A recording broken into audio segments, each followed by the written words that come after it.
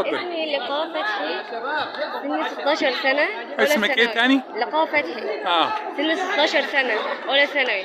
ايوه. دول في عرض الفتاة البطل وكده، يعني اللي هو العرض بيتكلم عن ايه اللي انت فهمتيه من العرض؟ اللي أنا فهمته من العرض اللي هو كله دخلنا كده بمكان مش عارفين ايه هو، وبوابات وناس غريبة أول مرة نشوفها، فمش كنا عارفين نعمل ايه.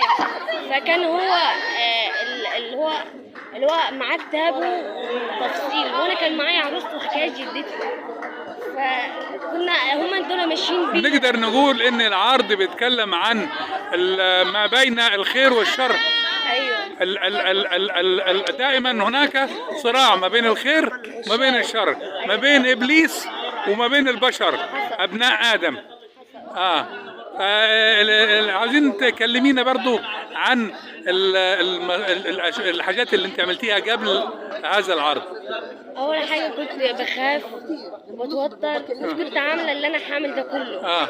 في الاخر شفتكم وزملائي شجعوني مع بعضينا، فالصراحه شجعت كده وبقى عندي اراده. بتتمني ايه في المستقبل بتاعك؟ ان انا دايما اللي هو نبقى كلنا يد واحده كده، وان شاء الله تبقى موفقه دايما باذن الله. ان شاء الله. شكرا يا لقاء. ألف شكر.